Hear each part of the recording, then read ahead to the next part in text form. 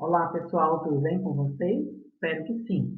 Bem-vindos então à nossa aula 4 da semana 4, onde a gente vai finalizar o nosso curso. Tá? Hoje nós vamos tratar sobre conceitos básicos de nutrição e aproveitamento de alimentos. Então, alguns conceitos básicos relacionados à nutrição e alimentação. Então, primeiramente, alimentos, né?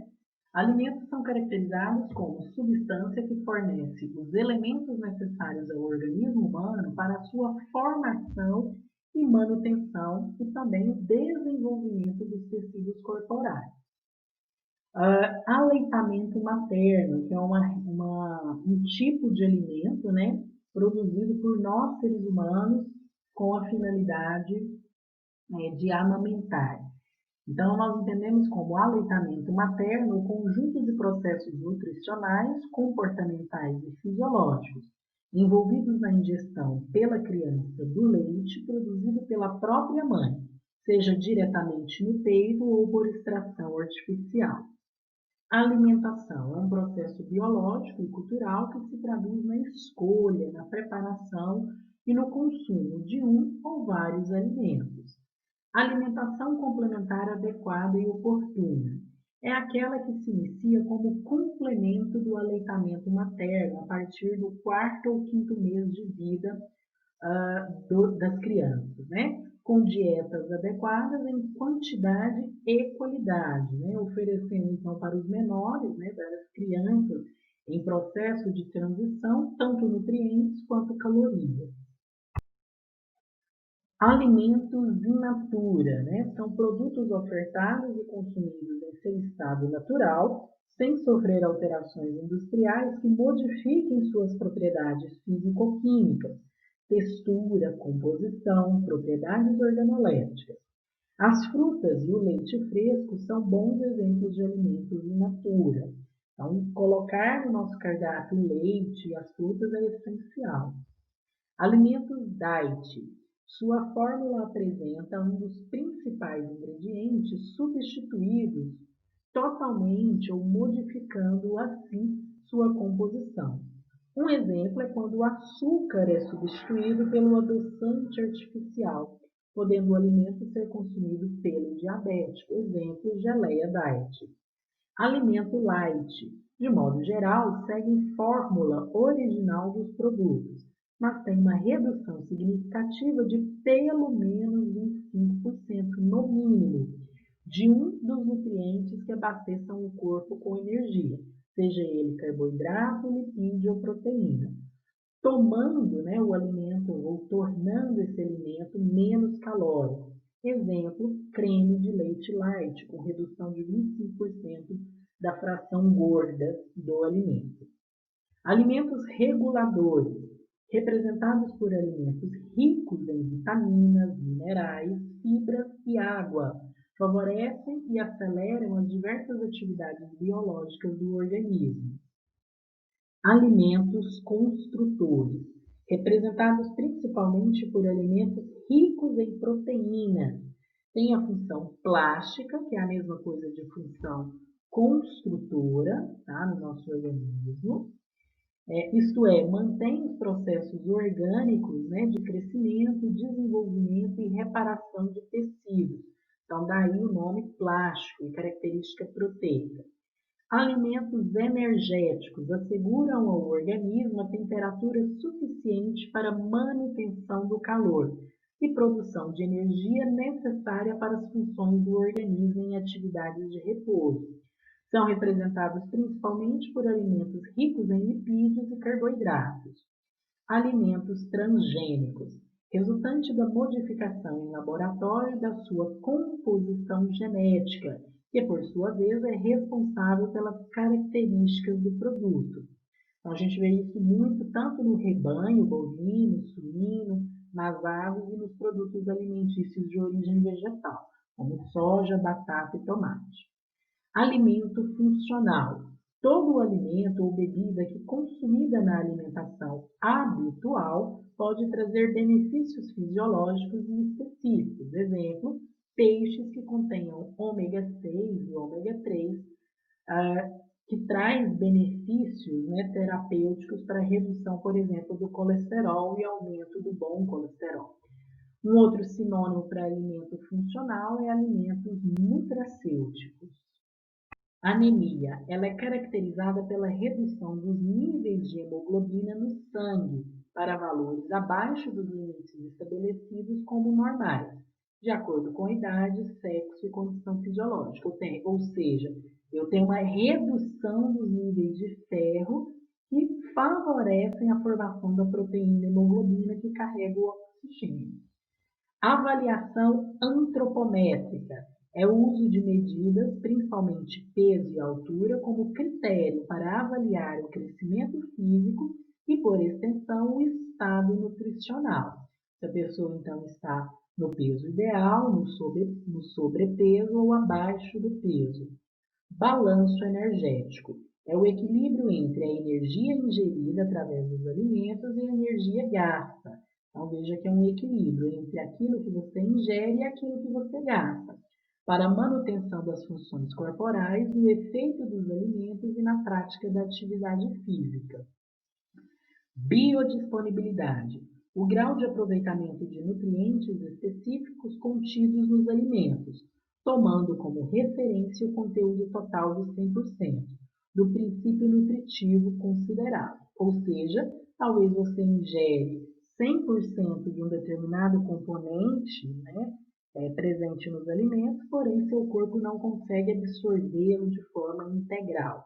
Então, você pode, por exemplo, estar tomando muitas vitaminas e você está perdendo esse excesso, tá? Ou um determinado componente fica indisponibilizado para o seu organismo. Calorias ou quilocal é a unidade de calor usada em nutrição para indicar um equivalente energético, correspondente à quantidade de calor necessária para elevar em 1 grau Celsius, de 14,5 a 15,5 graus, a temperatura de 1 litro de água sob pressão atmosférica ao nível do mar. Então, 1 quilocaloria, ela consegue, né, transmitir esse calor, a quantidade de água, tá? A pressão atmosférica ao nível do mar, aumentando, então, a temperatura. Então, esse calor desprendido. Tá? Carências nutricionais. São situações em que deficiências gerais ou específicas de energia e nutrientes resultam na instalação de processos orgânicos adversos para a saúde. Colesterol é a associação de um ácido gordo com álcool, tá? Que existe em todo o organismo. É indispensável ao crescimento do organismo. No entanto, quando em valores elevados, prejudica a saúde, promove certas gorduras alimentares, né? Que ingerimos, formam-se aí no fígado. Então, o excesso desse colesterol pode ser retido no fígado. No sangue, né, ele encontra-se sob duas formas. Sobre a forma de colesterol total, que pode ser dividido em HDL, que é o bom colesterol, que está associado a proteínas, e o LDL, que é o mau colesterol, responsável pela formação de placas de gordura no interior dos vasos sanguíneos. Composição dos alimentos. A composição dos alimentos, ela indica o valor nutritivo dos alimentos, ou seja, o seu conteúdo em substâncias específicas, como vitaminas, minerais e outros. Cuidados nutricionais específicos. Então, ações recomendadas para situações peculiares de riscos nutricionais, como anemia, bócio, que é o inchaço, né, da glândula tireoide, hipoavitaminose A e outras condições. Então, aí eu tenho alguns cuidados nutricionais específicos para condições de patologia ou doença. Deficiência de micronutrientes. É um estado orgânico de carência ou falta, né, de princípios de nutritivos, cujas exigências são muito pequenas, medindo-se em miligramas diários, como a vitamina A, o ferro, o iodo ou o zinco. Então, aí é uma deficiência de micronutrientes que pode sofrer uma suplementação na dieta. Deficiência energética proteica. também chamada de desnutrição energético-proteica, refere-se ao estado nutricional que ressalta a deficiência de calorias e de proteínas e ocorre principalmente em crianças em estágio de desnutrição. Déficit de altura, atraso no crescimento estatural da criança quando comparado com padrões de normalidade para o sexo e para a idade. Também está relacionado com processos de desnutrição. Déficit antropométrica, atraso nas relações de peso-idade, peso-altura e altura-idade, tomando como referências tabelas de normalidade convencionalmente recomendadas. Pode referir-se a outros índices de medidas corporais. Déficit peso-medida. A explicação está implícita na terminologia do déficit antropométrico, ou seja, é um desbalanço entre o peso e as medidas corporais. Desidratação. Déficit de água e eletrólitos suficientemente grave para produzir alterações bioquímicas e sinais clínicos detectáveis, com aumento da temperatura, respiração ofegante, câimbras, fadiga muscular, visão turva ou exaustão. Então, o processo de desidratação severo leva a esses quadros ou sinais clínicos. Desnutrição. Termo genérico usualmente empregado para discriminar deficiências nutritivas, referindo-se principalmente à desnutrição energética proteica. Ver as definições correspondentes a déficits antropométricos, desnutrição enérgico-proteica, deficiência de micronutrientes, e tudo isso leva a casos específicos aí de processos de desnutrição juntamente com carência de alguns componentes nutricionais ou até mesmo componentes específicos, tá? Desnutrição crônica é um processo carencial de longa duração, tá? Expresso ilustrativamente no déficit de altura. Diabetes, processo de intolerância à glicose que se traduz convencionalmente na elevação do açúcar, entre aspas, né? Na elevação da glicose no sangue e sua presença eventual na urina.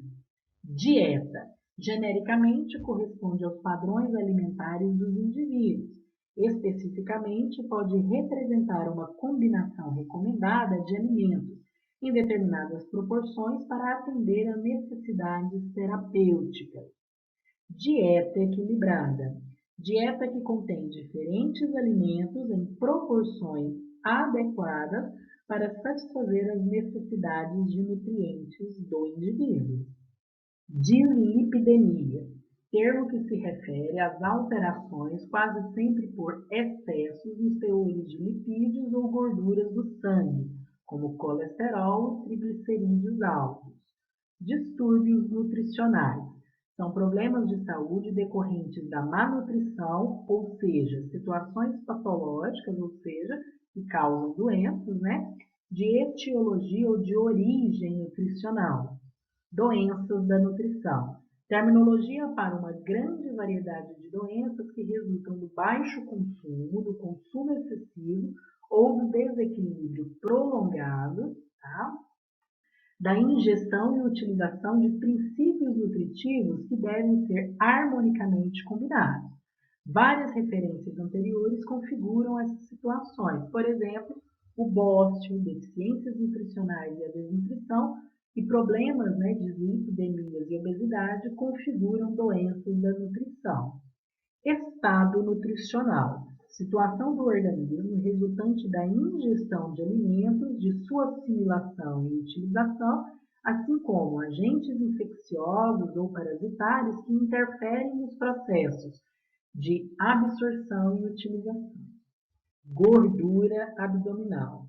Existem dois tipos de gordura do abdômen. Ao contrário da gordura subcutânea, diretamente armazenada abaixo da pele, a gordura visceral ou intraabdominal situa-se dentro da região abdominal e representa um sério risco cardiovascular. Este tecido adiposo intraabdominal, que envolve, né, os principais órgãos do corpo, interfere no metabolismo da glicose e causa níveis elevados de colesterol do tipo LDL, que é o mau colesterol, e triglicerídeos livres do sangue. Estes ainda estão relacionados com o desenvolvimento de fatores de risco para a saúde, como resistência à insulina, levando a diabetes, síndrome metabólica, hipertensão, inflamação e trombose. IMC, Índice de Massa Corpórea, ou Índice de Quinterlet. Calcula-se pela fórmula IMC igual a peso dividido pela altura ao quadrado. Desenvolvido há mais de 150 anos e atualmente muito utilizado para avaliação corporal. Tá? Medidas profiláticas são medidas tomadas para prevenção de doenças ou agravos, né, nutricionais. Micronutrientes, nutrientes demandados pelo organismo em quantidades muito pequenas, miligramas ou microgramas, iodo, vitamina A, zinco e ferro. Nutrição, estado fisiológico que resulta do consumo e utilização biológica de energia e nutrientes em nível celular. Nutriente, qualquer composto orgânico ou inorgânico contido nos alimentos que são metabolizados normalmente no organismo. Em geral, os nutrientes, né, como carboidratos, gorduras, proteínas, vitaminas, minerais, água e fibras, são considerados nutrientes metabólicos. Nutricionista é o profissional da área da saúde que atende os princípios da ciência da nutrição. Como responsabilidade, tem que contribuir para promover, preservar e recuperar a saúde do homem. Nutriente essencial é aquele que o organismo não consegue sintetizar e, portanto, deve ser fornecido através da alimentação e aminoácidos essenciais. Obesidade, aumento exagerado do peso em relação à altura. No sinônimo popular, os gordos correspondem aos obesos. Né? 48. Orientação alimentar. Recomendações para escolha, preparação, conservação doméstica e consumo de alimentos mediante critérios de consideração de seu valor nutritivo e indicações específicas, segundo condições fisiológicas, como, por exemplo, etapa de crescimento, gravidez ou lactação, ou condições patológicas, como obesidade, diabetes e doenças carenciais, ou ainda por justificativas socioeconômicas, relação ao valor nutritivo e custo do alimento. Produtos dietéticos, bebidas ou alimentos processados com particularidades de que se destinam a atender determinadas situações de interesse médico ou nutricional. Não apresentam baixo conteúdo calórico, reduzido teor de gordura, por exemplo, baixo conteúdo calórico, reduzido no teor de gordura. Produtos farmacêuticos. Usa-se o termo neste documento para discriminar preparações farmacológicas à base de nutrientes específicos, como vitaminas e sais minerais. Peso saudável. Geralmente é avaliado de acordo com a altura. Importante lembrar que a composição corporal também deve ser considerada IMC. Valores de 18 a 24,9 de IMC, nós temos um peso saudável. De 25 a 29,9, excesso de peso. E a partir de 30, considera-se obesidade. Riscos nutricionais. Condições caracterizadas, né, por probabilidade aumentada de que um determinado problema nutricional possa acontecer ou já está ocorrendo devido à ingestão de um determinado componente alimentar. Rotulagem nutricional. Componente do rótulo que descreve o conteúdo e que descreve o conteúdo nutricional do produto. Então, descreve todos os ingredientes, bem como a quantidade desses ingredientes. Recomendações dietéticas. Quantidade de energia e nutrientes que permitem manter um bom estado nutricional a uma determinada população sadia de todas as idades, com certa margem de segurança para cobrir as variações individuais. Segurança alimentar dos alimentos. Trata em vigilância sanitária dos atributos referentes à inocuidade, ou seja, livre de micro-organismos, dos alimentos e seu valor nutritivo. Ver também práticas alimentares saudáveis, né? Então é importante, junto à segurança dos alimentos, as práticas alimentares saudáveis, como higienização dos alimentos. Sobrepeso, excesso de peso de um determinado indivíduo, quando em comparação com tabelas ou padrões de normalidade. A obesidade é um grau bem elevado de sobrepeso. Suplementação alimentar. Cota adicional de alimentos destinadas a prevenir ou corrigir deficiências nutricionais. Tabela de composição químico-alimentar. São tabelas que informam o conteúdo dos alimentos em proteínas, gorduras ou carboidratos, vitaminas e minerais de interesse à nutrição humana. Tabu alimentar. Atitude negativa, permanente, imposta pela sociedade ou pela religião a um determinado indivíduo ou grupo social relativa à manipulação e consumo de determinados alimentos.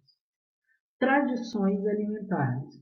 Usos e costumes alimentares que transmitem de geração a geração segundo a cultura tradicional de determinadas etnias ou grupamentos antropológicos homogêneos. Vigilância alimentar e nutricional. Consiste na coleta e na análise de informações sobre a situação alimentar e nutricional de indivíduos e coletividades, com o propósito de fundamentar medidas destinadas a prevenir ou corrigir problemas detectados ou problemas potenciais. É um requisito essencial para justificar racionalmente programas de alimentação e nutrição. Vigilância, tratando nutricional. Quando a gente fala então da vigilância do nutricional, é a parte da vigilância alimentar e nutricional como enfoque principal o estado de nutrição de grupos biológicos, crianças e gestantes e grupos sociais de baixa renda, mais expostos aos problemas da nutrição. Pode incluir também situações opostas, homens e mulheres adultos e velhos com sobrepeso, obesidade e suas consequências. Então, a gente até tem, né, grupos, né, de apoio, né, a pessoas com sobrepeso e pessoas com desnutrição nas unidades de saúde. Vigilância sanitária dos alimentos. Verificação da aplicação de normas, né, e condutas relacionadas com a segurança e a qualidade dos alimentos. Nessa imagem, nós temos uma pirâmide alimentar. A pirâmide alimentar, então, ela corresponde, né, quem são os alimentos que devem ficar na base da pirâmide, ou seja, ingeridos em maior quantidade, e aqueles que devem ser ingeridos em menor quantidade. Essa é uma pirâmide alimentar direcionada para o público infantil. Então, nós observamos aqui no grupo 1 a presença dos carboidratos, tá? Então, nós temos aí a representação dos pães, biscoitos, bolachas, batata, mandioca e o próprio arroz, tá? Bem como os farináceos. E a gente observa aqui no quadro abaixo da pirâmide que esses alimentos que compõem o grupo 1, a quantidade em porção para cada idade. Então, é muito interessante trabalhar essa pirâmide alimentar, porque na escola nós temos alunos desde 6 meses de vida, né, que fazem parte do maternal, até indivíduos adolescentes ou adultos. Então, é muito interessante estar trabalhando com essa pirâmide alimentar no ambiente escolar. No grupo 2, nós observamos os vegetais e as frutas, tá? Então, nós também temos o grupo 2 aqui, representado por verduras, legumes e frutas, e a quantidade em porção para cada etapa do desenvolvimento da criança, tá? E do adolescente. No grupo 3, nós observamos a presença de produtos proteicos, tá? Como leite, queijo, iogurte, as carnes e os ovos de uma maneira geral, e os grãos, né, originados de leguminosas, como feijão, soja, ervilha e assim por diante. Então, nós também observamos a presença desses alimentos aqui no quadro e a quantidade em porção. Veja que para crianças de 6 meses de idade até 3 anos, tá, de idade, leite, queijo e iogurte não é tão recomendado, porque eles vão obter essa proteína do leite, dos produtos lácteos, a partir do próprio leite materno. E no grupo 4, nós observamos os doces e os óleos e gorduras, tá? Então, nós observamos também a quantidade em porções. No caso de açúcares e doces, até 11 meses de vida, não recomenda a gente fazer a oferta de doces para as crianças, tá? Essa outra pirâmide alimentar, ela indica para mim os grupos, né, dos alimentos. Então, tanto aqui no topo, onde a gente vai encontrar doces e óleos, quanto aqui na base, onde eu tenho os carboidratos, são considerados alimentos energéticos. Os alimentos reguladores são caracterizados por frutas, verduras e legumes. E os alimentos construtores, eles apresentam base proteica. Então, agora a gente vai falar um pouquinho sobre o reaproveitamento de alimentos. Primeiramente, né, como que surgiu a ideia de reaproveitar os alimentos? Então, através de parcerias entre sociólogos, assistentes sociais e nutricionistas, bem como também agentes de saúde, eles fomentaram então a ideia de reaproveitar os alimentos e garantir a nutrição básica das pessoas que tinham dificuldade de acesso ou carência nutricional, tá? Através de programas, né, que vão contra o desperdício e que fomentam o reaproveitamento e a incorporação desses restos alimentares, né, entre aspas, na dieta das pessoas que têm dificuldade ao acesso dos alimentos. Então, primeiramente, como que a gente deve evitar o desperdício? Primeiro, na compra. Então, comprar de forma consciente. Então, preferir legumes, hortaliças e frutas da época e em bom estado de conservação. Dessa maneira, a gente consegue aproveitar mais esses alimentos. Conservar bem os alimentos. Então, armazenar esses alimentos de acordo com os critérios de armazenamento e conservação que a gente já viu.